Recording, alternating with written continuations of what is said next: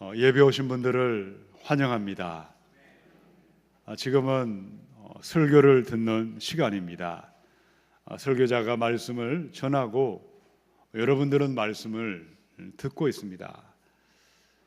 다른 사람이 아니라 내 자신만을 한번 생각해 보시기 바랍니다. 내가 지난주에도 말씀을 들었고 지금도 말씀을 듣고 있고 또 다음 주에도 특별한 일이 없으면 말씀을 듣게 될 텐데 언제 말씀이 내 귀에 잘 들려왔을까? 제가 두 가지 경우를 한번 예를 들어 보겠습니다. 아직 식사를 하지 않으셨죠? 내가 음식을 먹고 배가 부를 그때의 말씀이 잘 들어올까?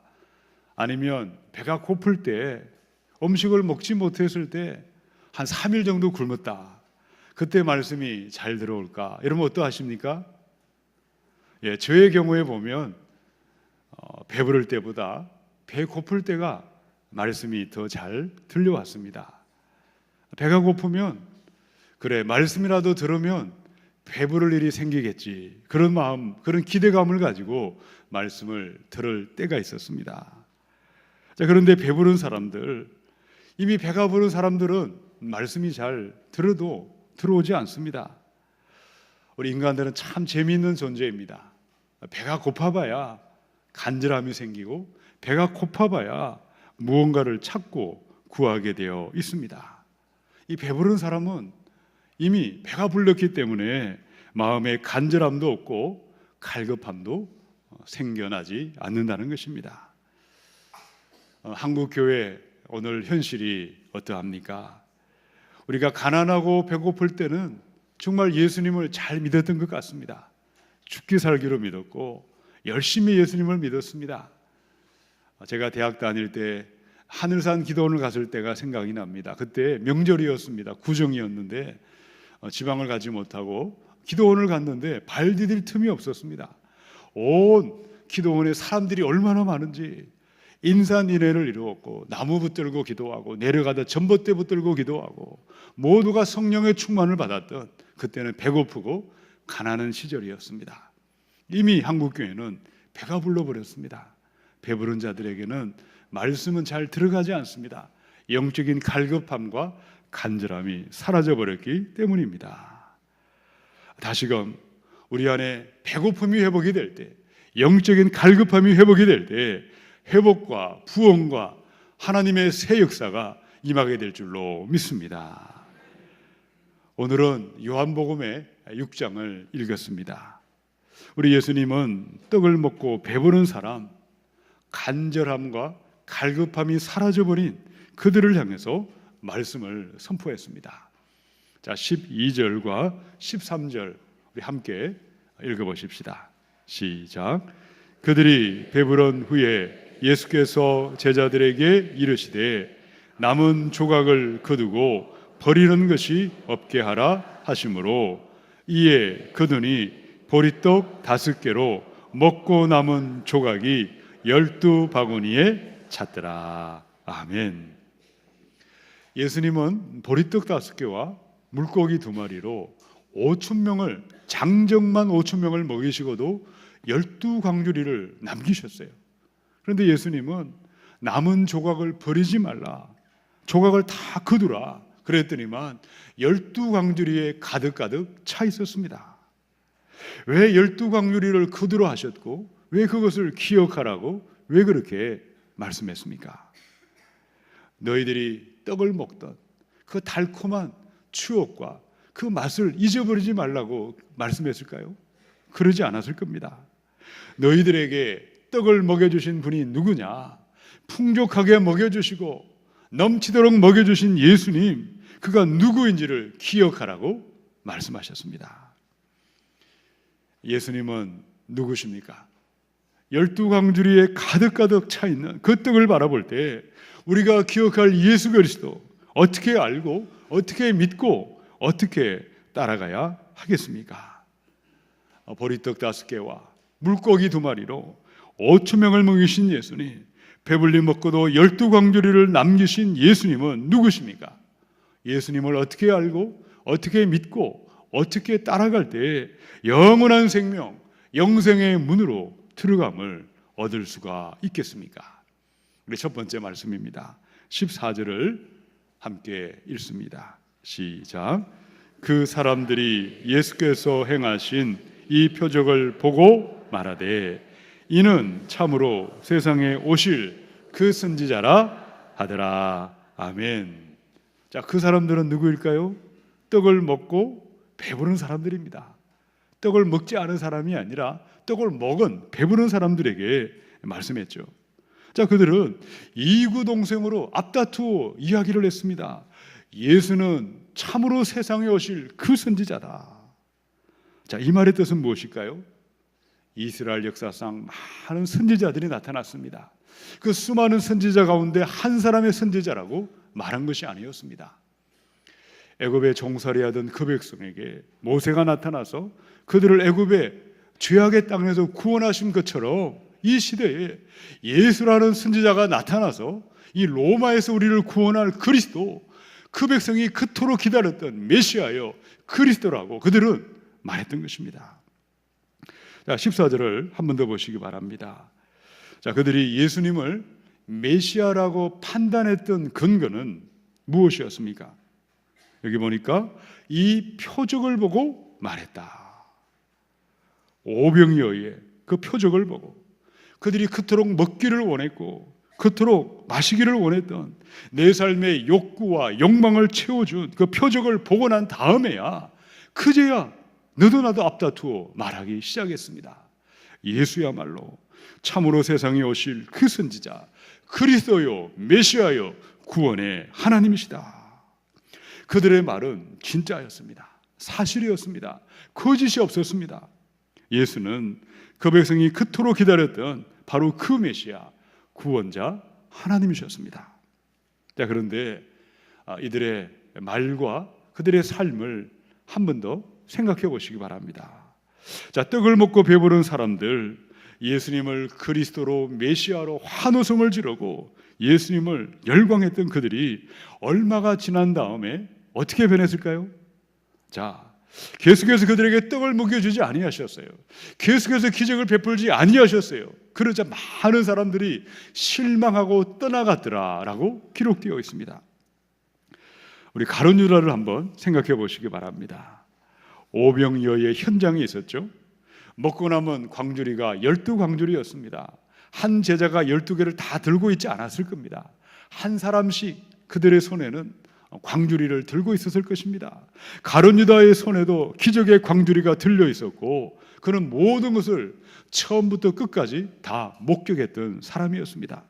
기적을 보았고 누구보다 앞서서 예수는 참으로 세상에 오실 그 선지자요 메시아라고 소리 높여 외쳤을 것입니다. 그런데 가룟 유다는 어떻게 했습니까? 예수님께 실망하고 떠나가는 그 정도가 아니었습니다. 돈을 받고 예수를 배반했습니다. 십자가에 죽임을 당하도록 예수님을 배반했던 것입니다. 자, 떡을 먹고 배부른 사람들이 도대체 무엇을 보아야 하고 무슨 표적을 보아야 예수를 메시아로 바로 믿고 바르게 경배하고 하나님으로 영광을 돌릴 수가 있겠습니까? 마태복음의 12장 29절입니다. 예수께서 대답하여 이르시되 악하고 음란한 세대가 표적을 구하나 선지자 요나의 표적밖에는 보일 표적이 없느니라. 요나의 표적은 뭘 말할까요? 예수님이 죄인을 위하여 십자가에 죽임을 당하시고 죽은 지 3일 만에 부활하신 표적을 말합니다. 예수는 아무 죄가 없으신 하나님이십니다. 내가 하나님 앞에 죄인인 줄 알고 죄인됨을 깨닫고 우리가 나아갈 때 그제야 십자가에 달리신 요나의 표적 예수 그리스도가 보이게 하십니다. 예수님을 바라볼 때 예수 믿는 사람들을 영원한 생명으로 영생으로 인도하는 것은 오병이어의 표적, 육신의 욕망을 채워준 표적을 믿는 것에 있지 않습니다. 요나의 표적, 십자가에 죽임당하신 예수 그리스도가 날 위하여 죽으시고 부활하심을 믿는 십자가의 표적이 믿어질 때 영원한 생명, 영생의 문으로 인도해 주십니다. 여러분은 어떤 표적을 보고 무엇을 보았기에 예수님을 그리스도로 하나님으로 예배하고 계십니까? 오병이어의 그 표적, 배불리 먹게 하고 나의 욕망과 나의 소원을 채워주는 그 메시아가 아니라 십자가에 죽임당하신 예수님을 하나님으로 믿고 경배하며 나아가셔서 영생의 문으로, 영생의 길로 함께 들어가셔야 하겠습니다. 요한복음의 3장 1절에서 2절입니다. 그런데 바리새인 중에 니고데모라 하는 사람이 있으니 유대인의 지도자라. 그가 밤에 예수께 와서 이르되 랍비여, 우리가 당신은 하나님께로부터 오신 선생인 줄 아나이다. 하나님이 함께 하시지 아니하시면 당신이 행하시는 이 표적을 아무도 할 수 없음이니이다. 유대관은 니고데모는요, 바리새인이었습니다. 그는 평생을 하나님을 믿었지만 자신의 선행과 자신의 노력과 자신의 거룩함을 의지하여 하나님을 따라갔던 사람이었습니다. 그런데 그가 예수님의 소문을 들었죠. 오병이어의 표적이 나타났더라. 많은 귀신이 떠나갔다 하더라. 많은 병자가 고침받았더라. 그 기적의 소문을 듣고 보았기에 캄캄한 밤에 사람들의 눈을 피해서 예수님을 찾아왔습니다. 자, 그런데 니고데모가 어떻게 예수님을 바로 알고 바로 믿고 이 거듭남의 은혜, 영생의 문으로 들어갈 수가 있었습니까? 요한복음의 3장 14절에서 16절. 모세가 광야에서 뱀을 든 것 같이 인자도 들려야 하리니 이는 그를 믿는 자마다 영생을 얻게 하려 하심이니라. 16절을 같이 읽겠습니다. 시작. 하나님이 세상을 이처럼 사랑하사 독생자를 주셨으니 이는 그를 믿는 자마다 멸망하지 않고 영생을 얻게 하려 하심이라. 아멘. 우리 예수님이 니고데모에게 직접 해주신 그 말씀이었습니다. 광야에서 이스라엘 백성들이 원망하고 불평할 때 불뱀이 나타나서 뱀에 물려 죽어가고 있었습니다. 여러분, 그때 그들을 치료하기 위해서 하나님은 모세에게 구리뱀을 만들어서 장대에 높이 달아 사람들로 하여금 그것을 쳐다보라고 했습니다. 쳐다보는 자마다 그 병이 나을 것이고 구원받을 것이라고 이야기했습니다. 우리 예수님은 장대에 달린 구리뱀처럼 십자가에 높이 달리셨습니다. 십자가에 달리사 죽임당하신 예수의 피를 믿는 자마다 나의 모든 죄와 허물과 내 모든 악함을 씻겨주시고 거룩하다고 정결하다고 덮어주시고 영원한 생명, 영생의 문으로 인도해 주십니다. 그럼 니고데모가 그 무엇으로 영생의 문으로 들어갔습니까? 구속의 은혜, 자녀됨의 복을 어떻게 받은 것입니까? 오병이어의 기적을 보고 그 표적을 보고 예수를 믿은 것이 아니었습니다. 나의 모든 죄와 허물을 대신 지시고 십자가에 죽임당하신 예수 그리스도, 십자가의 예수님을 믿고 의지했기에 구원의 문으로, 영생의 문으로 들어간 줄로 믿습니다. 이 땅의 교회마다 두 부류의 그리스도인들이 있습니다. 오병이어의 표적만을 구하는 그리스도인들이 있고, 십자가의 예수를 믿고 십자가를 자랑하고 십자가의 길을 걸어가는 그리스도인들이 있습니다. 이 시간 우리 주님께서 12광주리를 남겨두신 이유가 어디에 있겠습니까? 내 앞에 있는 12광주리를 바라볼 때 우리의 믿음의 모습은 어떠해야 하겠습니까? 내 안에는 어떠한 거룩도 없습니다. 어떤 선행도 없습니다. 어떠한 우리의 어려움도 없음을 인정하시고 나는 전적으로 타락하고 전적으로 부패하고 하루도 한 시간도 하나님의 은혜가 없이는 살 수 없음을 인정하셔서 나의 구원을 위하여 예수의 보혈 십자가의 표적만을 믿고 의지해야 하겠습니다. 십자가의 예수님만을 믿고 의지하셔서 영원한 생명, 영생의 문으로 함께 들어가시기를 축원합니다. 우리 두 번째 15절을 읽어보십시다. 시작. 그러므로 예수께서 그들이 와서 자기를 억지로 붙들어 임금으로 삼으려는 줄 아시고 다시 혼자 산으로 떠나 가시니라. 아멘. 이 오병이어의 기적이 어디서 일어났을까요? 이스라엘 땅이겠죠. 갈릴리 호숫가였겠죠. 가버나움도 있을 것이고 많은 동네가 있는데 누가복음에 보면 이 기적이 일어난 곳은 베세다 들판이었다고 기록되어 있습니다. 그날 예수님의 인기는 하늘을 찔렀습니다. 옛날에 유대 백성들이 광야에 40년 동안 그 메마른 땅에 하늘에서 내려왔던 만나를 먹고 살았는데 이제 그 땅에 똑같은 일이 벌어진 것입니다. 나사렛 예수라는 사람이 감히 상상하지 못한 기적을 베풀었습니다. 그곳에 있던 모든 사람들이 배불리 먹고 12광주리가 남는 기적이 일어났습니다. 그리하여 사람들은 예수께로 앞다투어 몰려들었습니다. 그들은 예수님을 억지로 왕으로 삼고 억지로 임금으로 모시고자 했습니다. 자, 그런데 이미 예수님은 만왕의 왕이요 온 우주 만물을 창조하신 만유의 대주제이십니다. 그들이 왕을 삼아야 왕이 되는 것이 아니라 이미 왕이셨고 이미 만물의 주인이셨습니다. 예수님을 억지로 왕으로 삼고 억지로 임금으로 삼으려 했던 사람들, 자, 그들은 어떤 왕을 찾고 있었고 어떤 왕을 구하고 있었습니까?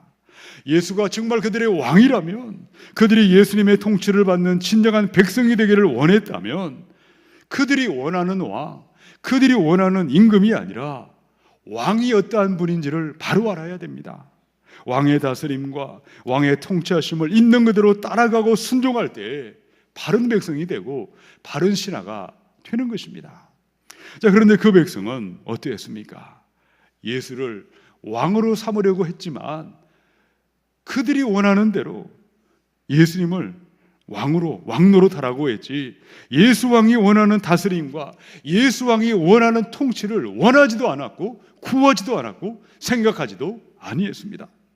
그저 예수님 당신은 우리가 원하는 왕 노릇을 하고 우리가 바라는 임금 노릇만 하라고 그것만을 요구했던 것입니다. 말씀을 묵상하다가 제가 예전에 군에 있을 때가 생각이 났습니다. 장교 훈련을 마치고 전방에 소대장 실습을 떠났습니다. 그런데 부대원들이 저를 보고 소대장으로 대우를 했을까요? 하지 않았을까요? 하지 않았습니다. 함께 지내다 보니까 소대장이나 중대장들보다 오히려 고참들이라든지 주임 상사님 말 더 잘 따라주는, 그들에게 더 큰 영향들을 행사하고 있었습니다. 어떤 일을 할 때 이미 결정을 다 내려놓았습니다. 그들이 하고 싶은 것을 다 하며 당신은 그저 소대장 흉내만 내다가 돌아가십시오, 그렇게 요구를 했었습니다. 이런 일은 군대만이 아니고 세상 천지에 깔려 있습니다. 여러분이 만약에 교사가 되셔서 어느 학교에 부임을 하셨다고 한번 생각해 보시기 바랍니다. 자, 교실을 문을 열고 들어가셨어요. 근데 학생들이 여러분을 선생으로 인정을 하고 있지만 그들이 원하는 것을 들어줄 때만 선생으로 대접한다면 어떠하겠습니까? 우리가 원하는 것은 선생님이 우리 뜻대로 하는 것입니다. 그렇지 않으면 우리는 선생으로 대접하지 않겠습니다. 이런 일들은 이 땅에 비일비재하게 일어나고 있습니다. 그것은 바른 모습이 아니라는 것이죠.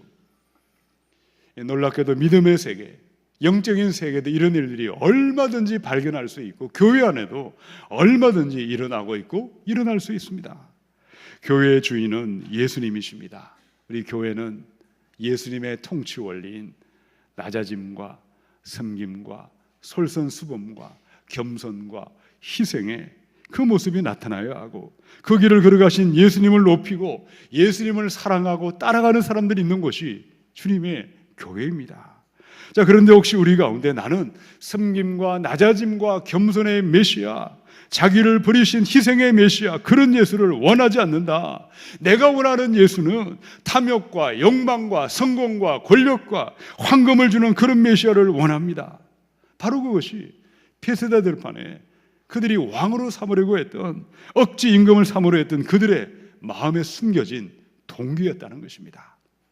마가복음의 10장 42절에서 44절, 예수께서 불러다가 이르시되 이방인의 집권자들이 그들을 임의로 주관하고 그 고관들이 그들에게 권세를 부리는 줄을 너희가 알거니와 너희 중에는 그렇지 않을지니 너희 중에 누구든지 크고자 하는 자는 너희를 섬기는 자가 되고, 너희 중에 누구든지 으뜸이 되고자 하는 자는 모든 사람의 무엇이 되어야 되죠?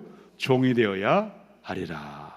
우리 예수님은 우리의 종으로 오셨습니다. 우리의 왕이신 예수님은 가장 가난한 목수의 아들로 마국간에 그 천한 누추한 곳에 동정녀의 몸에 탄생하셨습니다.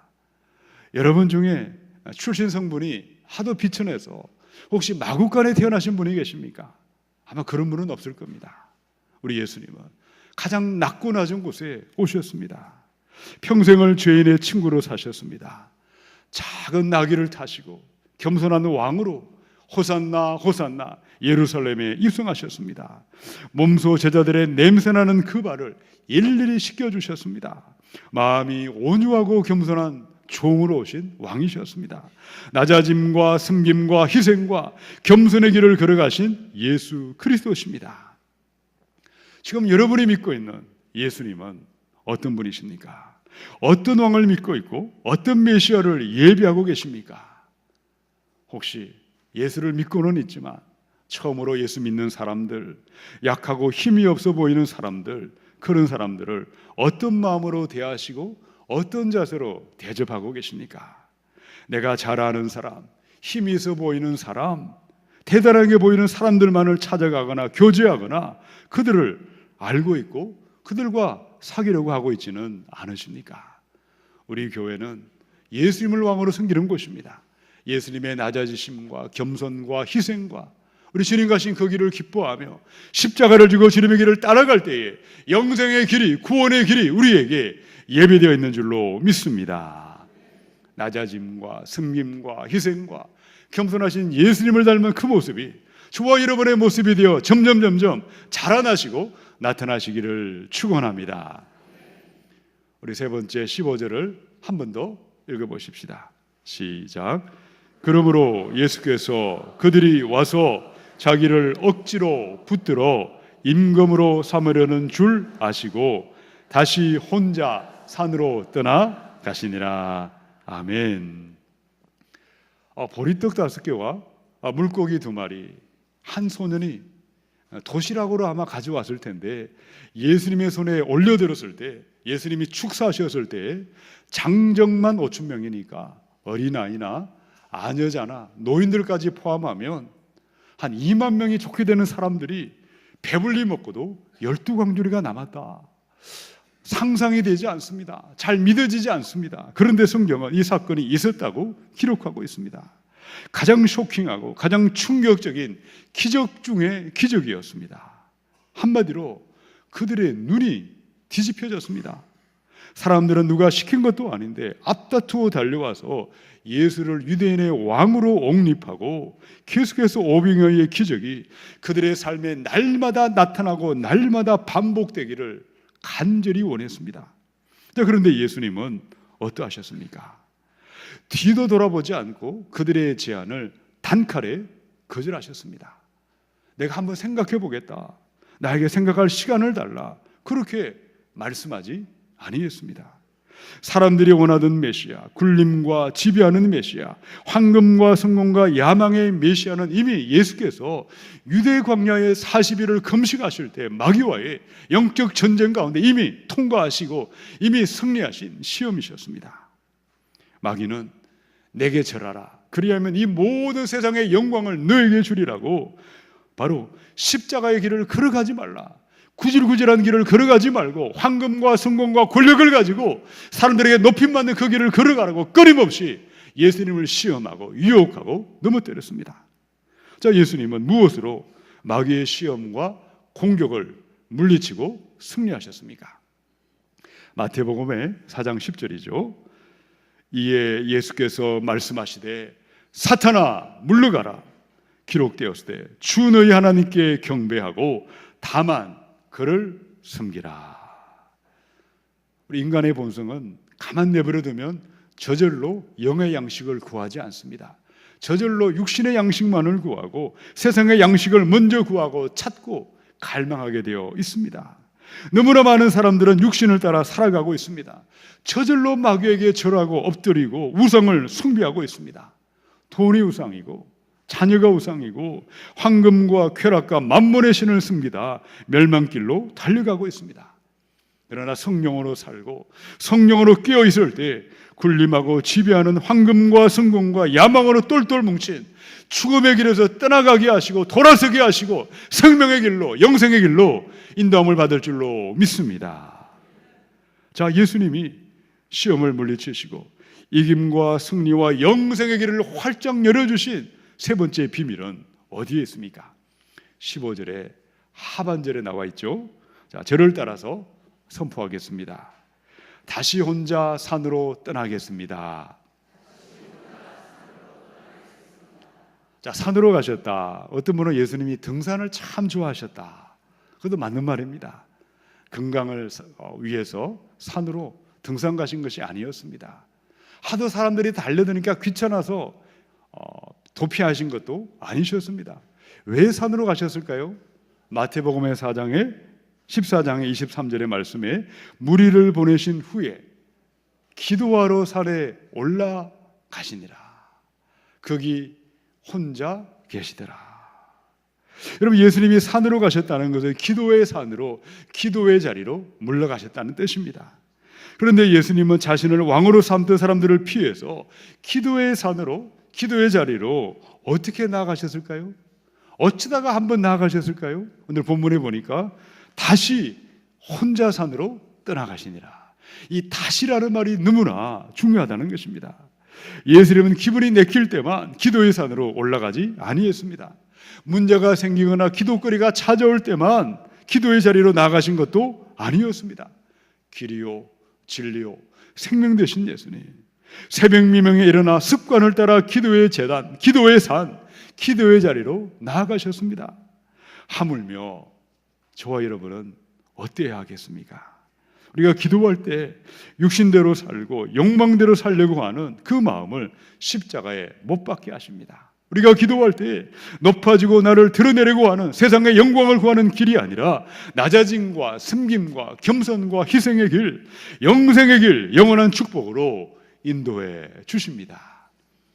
골로새서 4장 2절의 말씀을 함께 읽어보십시다. 시작. 기도를 계속하고 기도에 감사함으로 깨어 있으라. 아멘. 날마다 매일매일 기도의 제단, 기도의 산으로 올라가십시다. 그리하여 구원의 문으로, 영생의 문으로 들어가시고 성부와 성자와 성령, 성삼위 하나님의 영광만을 나타내야 하겠습니다. 자, 그런데 누가복음에 보니까요, 18장 11절입니다. 바리새인은 서서 따로 기도하여 이르되 하나님이여, 나는 다른 사람들 곧 토색, 불의, 간음을 하는 자들과 같지 아니하고 이 세리와도 같지 아니함을 감사하나이다. 그럼 바리새인은 날마다 기도의 제단이 있었고 기도의 자리로 나아갔습니다. 그런데 그들의 기도는 어땠을까요? 애통함의 기도, 상한 심령의 기도가 사라져버렸습니다. 자신의 의와 거룩과 선행과 공로만을 내세우고 자랑했습니다. 외식함의 기도요, 꾸미고 포장하던 기도요, 병들고 부패하고 죽은 기도였기에 구원의 문이 아니라 죽음의 문으로, 영생의 문이 아니라 멸망의 문으로 들어갈 수밖에 없었습니다. 자, 그렇다면 오늘 우리의 기도 생활은 어떠하십니까? 마음의 갈급함을 가지고, 영적인 배고픔을 가지고 간절하게 기도의 자리로 나아가고 있는가? 아니면 이미 오래전에 배가 불러 기도의 자리를 잊어버리고 있지는 않으십니까? 지난 7월 14일부터 22일까지 우리 청년들이 몽골로 단기 선교를 다녀왔습니다. 지난 금요일 밤에 이 자리에서 동영상을 통해서 선교 보고를 하고 한 청년이 간증을 듣는 시간이 있었습니다. 청년이 그곳에 가서 목사님과 함께 하루는 현지인의 게르라고 하는 곳에 신방을 간 이야기를 해 주었습니다. 누추하고 열악한 그곳을 찾아갔더니만 할머니와 할아버지가 살고 있었다고 합니다. 이 할아버지는 심장에 병이 생기셔서 3년 동안 그렇게 가고 싶은 예배당을 가고 싶어도 가지 못하고 집에 계셨습니다. 근데 할머니는 그나마 건강이 있으셔서 매일 새벽에 일어나셔서 2시간을 걸어서 새벽 5시에 새벽 예배를 매일 빠뜨리지 않고 걸어서 날마다 주회전에 기도의 자리로 나아간다는 것을 보고 이것을 간증을 들으면서 큰 도전을 받았습니다. 왜 그 할머니께서 새벽마다 일어나 하나님을 생각하고 예배의 자리, 기도의 자리로 왜 나아가고 있는 것일까요? 더 많은 돈을 주시고 더 많은 명예를 주시고 더 많은 부를 달라고 이를 위해 기도하지 아니했을 것입니다. 나 같은 죄인 위에 십자가에 죽으시고 부활하신 예수 그리스도, 갚아도 갚을 길이 없는 주님의 사랑, 주님의 은혜, 주님의 은혜 진실로 감사하는 영적인 배고픔과 갈망이 있기 때문에 기도의 자리, 하나님 앞에 예배 자리로 나아가는 줄로 믿습니다. 잠시 있다 떠나가는 세상이 아니라 영원한 하나님의 나라를 바라보며 하나님의 나라를 믿고 붙들고 사모하는 갈급함이 기도의 자리로 인도한 줄로 믿습니다. 성령님께서 이 시간 저와 여러분의 심령, 이미 배가 부른 우리의 심령에 영적인 배고픔과 영적인 갈급함과 간절함을 회복하기를 원합니다. 그리하여 다시 한번 매일매일 기도의 제단, 기도의 산으로 나아가셔서 영생의 문으로 들어가시고 아직도 주 예수를 모르는 수많은 사람들에게 생명 되신 예수 그리스도, 왕이신 예수 그리스도, 우리 하나님이신 예수님만을 전하며 선포하며 생명 살리며 나아가시기를 주님의 이름으로 축원합니다. 함께 기도하겠습니다.